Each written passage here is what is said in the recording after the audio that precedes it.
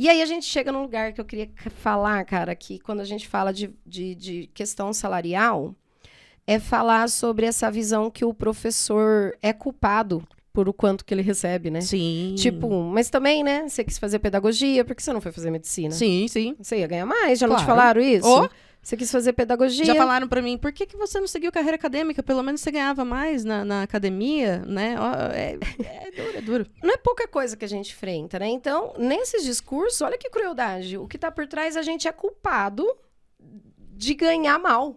Exatamente. E aí, eu acho que o cruel disso é como algumas redes, né? Eu trabalhei na rede pública estadual de educação há muito tempo e trabalhei envolvida ali na parte de formação de professores, de políticas para a educação, de programas para a educação.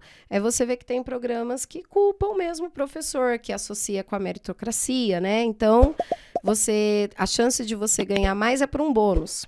Só que aí, para receber esse bônus, o bônus ele é calculado conforme o rendimento das crianças. E o rendimento das crianças é averiguado como?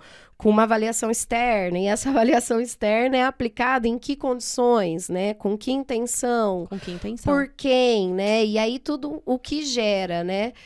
Então, olha só como é complicado, né? As possibilidades de você, às vezes, ganhar um pouco mais é relacionada à bonificação. E esse conceito de bonificação muito relacionado a essa visão competitiva da profissão, né? E não, eu trabalhei mais, as crianças aprenderam mais, logo eu ganho mais. E os estudos na área mostram que é muito complicado você mensurar a aprendizagem das crianças e relacionar diretamente, né? Ainda mais no Brasil, gente. A quantidade a desigualdade como e tudo que interfere no processo de alfabetização, cada contexto, né? Cada contexto você falar que vai ganhar mais o professor que as crianças aprendem mais. Então, pera lá, né? Como que vai ser essa mensuração e como isso vai ser usado? Então, gente, achar que o Google vai te responder porque o professor ganha mal... Ele vai responder. Nossa, babei. Ele vai responder, ele vai trazer... Desculpa aí, está como Ele vai trazer alguns artigos sobre isso de fontes, eu não sei, duvidosas, talvez, né? Não sei, né? Mas, cara, isso aqui rende... Às vezes ele pode trazer relacionado a algum anúncio, né? Para fazer um programa. Para você se tornar um professor que envolve seus alunos. Que dá uma aula super atrativa. Mágica. Eu acho que você pode empreender e ganhar dinheiro. A gente vai trazer isso no assunto. Por que tá surgindo tanto professor ensinando professor, né? Nas redes sociais, principalmente. Não que isso não seja interessante para você conseguir uma informação, né? Para você conseguir ideias. Porque é isso que a gente defende aqui. É a gente trazer ideias e refletir juntos. Não é nada, não tem receita, não tem fórmula mágica, não tem bula de remédio, não tem. Cada um dá aula num contexto muito específico. Eu vou citar aqui um exemplo. Eu sempre falo isso dessa história, eu acho que quem estudou comigo vai lembrar. Sim, se ver esse vídeo. Numa das aulas, a gente estava tendo com uma professora que dava aula na rede particular, falando, gente, olha, vocês podem fazer a pipoca doce com as crianças, lá. E tinha uma colega nossa, que já era formada em psicologia, já era uma senhora na época, levantou a mão e falou assim, tá bom, né? Agora fala pra mim como que eu adapto isso pra uma escola de periferia onde as crianças não sabem nem o que é pipoca doce, não que não saibam, né? Mas que não têm acesso a isso com frequência. Que as pessoas estão lutando pra ter o básico, né? Exatamente. Pra se alimentar. Exatamente. Como? No fim das contas, fiquei até com dó da professora, porque era esse o contexto dela. Mas não dá pra falar, cara. Como que a gente vai falar? Encante os seus alunos com a varinha mágica, né? Seja o professor que as crianças vão querer autógrafo. Não, mas aí eu vou fazer um parênteses bem grande, né? Nessa questão, o que eu acho que também é cruel com o professor é tipo assim... Beleza, você trabalha numa escola que não tem acesso a tecnologias digitais, né? Você não tem uma internet boa, dá pra adaptar. Gente... dá para adaptar. Tem coisa que não dá para adaptar. E outra, se todo mundo tem direito a ter acesso a uma tecnologia, aí vai fazer diferença, gente. Lógico. Uma criança ter uma aula com equipamento de última geração ou Sim. com aparatos e a outra que não vai ter. E aí você vai falar, não dá para adaptar. Gente, nesse sentido, não dá para adaptar, né? A gente fala muito da robótica, né? Robótica. Cara, compra um kit do Lego. Compra um kit do Arduino. Entendeu? Pra fazer com as crianças. Não dá. Aí, beleza, eu posso até fazer uma programação com placa lá e sei lá, fazer com tampa de garrafa PET. Não é a mesma coisa. A gente tem que ser realista. Não é a mesma coisa e as crianças não está sendo oferecida a mesma coisa para ela. Então, não adianta também a gente dizer que o bom professor, gente, olha, isso é fogo. Isso eu vivenciei muito, gente. O bom professor é aquele que dá jeito, gente. Tem coisa professor que dá, não? bom, gente, não é o que dá jeito não, viu? Aliás, a gente tem que denunciar essas situações, porque... o professor bom é aquele que traz coisas de casa. Louco. Que traz o seu papel que higiênico. Compra do próprio bolso. E o professor bom é aquele que as crianças não têm internet, mas ele, sei lá, simula roteio alguma do coisa. Celular dele? Gente, para. Não. Professor precisa de condições de trabalho à medida que ele tem a possibilidade. Então, cuidado com esses cursinhos que vendem essas ideias, né? Para você se tornar um bom professor fazendo esse tipo de coisa, gente. Porque a discussão é anterior, né? A discussão, inclusive, é o que é um bom professor. Exatamente. Então, eu acho que do que a gente falou, tá claro aqui, gente, que essa questão de o professor ganha mal ou o professor ganha pouco, não dá para analisar de uma perspectiva só, não é só um fator, né? Nossa, a gente são tem números. muitos fatores envolvidos e E a gente nem tem que colocar em relação. A discussão nem acaba aqui. A gente ficou o quê? 1 hora aqui falando sobre isso, discorrendo sobre esse assunto, e olha o tanto de coisa que a gente abordou. A gente levantou pontos, né? Que a gente pode explorar muito mais em outros episódios aqui, porque realmente é uma coisa que, nossa... É o que a gente falou no começo, é a ponta do iceberg só, entendeu? Tem muita coisa envolvida. E aí tem muita coisa envolvida na estrutura, né, de que a gente trabalha.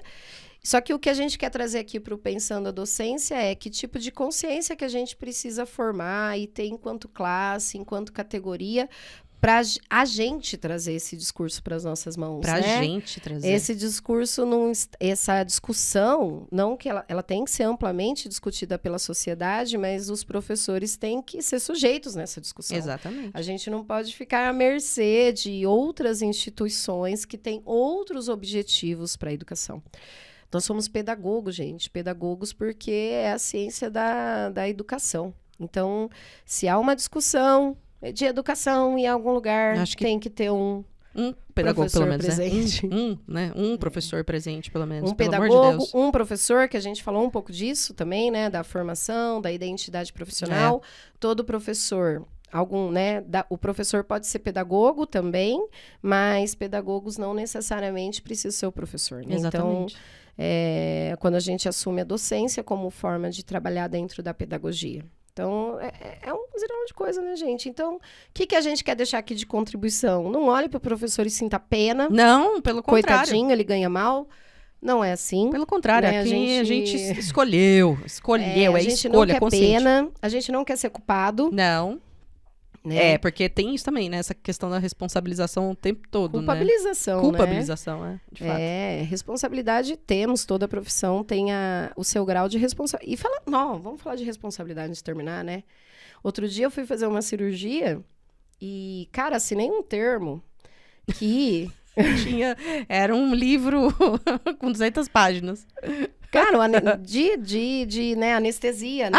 Porque você se responsabiliza, né, pra você fazer, é verdade. Então, olha como esse negócio da profissão é interessante, né? Comparando o professor com profissões liberais, que a gente chama, Sim. né?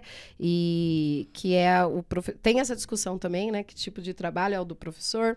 Se é um profissional liberal ou se é assalariado, isso também influencia muito realmente no que diz, mas esse a gente deixa prova. Mas vamos pensar que comparando o professor a essas profissões liberais, né? Advogado, médico. Aí o termo lá do anestesista eu quase desisti, porque tá lá, né? Que o anestesista, ele vai fazer, o médico anestesista vai fazer de tudo pra que eu sobreviva. Né? Mas se eu morrer, ele não pode ser culpado. Olha só. E o professor, gente... Quem recebe toda a culpa sempre de todos os problemas sempre educacionais Sempre. Se a criança não aprende, gente... E aí entra no lugar de um professor culpar o outro também, né? Muito. Não, gente, já triste, chegamos ao limite do professor também colocar nas costas do professor, ele garantir a segurança das crianças, né? Com tudo isso que a gente teve aí de discussão, né? Vamos fazer aula de da defesa escola, pessoal. Então, gente, no limite, essa questão de entender a questão, o status profissional do professor e aí como isso se coloca nas condições de trabalho e as condições de remuneração, não é simples, gente. Olha isso. Então, a gente também... pelo grau de responsabilidade da nossa profissão, a gente deveria ganhar também muito bem, assim como outras profissões que têm o mesmo grau de responsabilidade. Só que eles não são culpados, né? Eles não são... Então, olha como responsabilidade é diferente de culpa. Então, associar, né, a nossa questão salarial com o êxito, né, na aprendizagem da criança... Nossa, chega a ser cruel, né? É cruel porque, assim... E aí eu acho que entra o código de ética, né? Claro, a gente vai fazer de tudo para que uma criança aprenda. Só que qualquer estudo, minimamente, qualquer artigo que você lê, você vai perceber que não dá para você associar, né, vamos chamar assim, o sucesso escolar unicamente à atuação do professor. Pode ser que ele fez de tudo, usou todos os meios, e mesmo assim a gente tem questões que a aprendizagem não era o que é esperado, e aí como vai mensurar isso, né? O paciente morrer te dá uma ideia, né? Agora, como e mesmo assim ele não é responsabilizado. Mesmo assim ele não é culpabilizado. Culpabilizado, né? É verdade. Então, gente, não é simples. Não é simples. Não é simples e, de fato, o Google vai ficar devendo uma resposta para vocês, certo? Assim como a gente também não tem resposta. A gente sabe as causas, exatamente. Né? A gente tem elementos, mas a gente sabe que o professor ganha mal também não é à toa. Exatamente, né? Exatamente. Poderia São muitas ser variáveis. a educação prioridade de fato e os profissionais da educação serem prioridade? Poderia. Poderia. Né? Mas a gente já tá vendo que não é. De novo, né, Mr. President? Nunca. E se não é, gente, não é à toa que não é. Não é à toa. Disso né? jamais. Outras coisas já são. dizia o Darcy Ribeiro, né? Mas... Então é isso. Então é isso. Seguimos aqui colocando o microfone na... E por favor, gente, o nosso podcast, ó, ficamos aqui, ó, batendo um papo de 1 hora aqui praticamente. Olha, quem faz um podcast assim, gente, tudo da nossa cabecinha, só duas. Vai ter os cortes também, enfim, a gente vai deixando vários aqui. cortes, aconteceu muitas coisas aqui. Muita coisa. E vai acontecer mais, hein? Vai acontecer mais, né? Vai acontecer mais, a gente vai chamar pessoas aqui. Pessoas legais. Muito qualificadas para falar, né? Sobre muitas Nossa. questões, sobre muitos assuntos, certo? Porque a gente tem assunto, hein? A Nossa gente tem, Senhora. vou falar que isso aqui é tudo que a gente discute no nosso dia a dia, né? Pois é.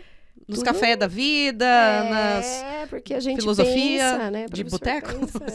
De sala dos professores, não.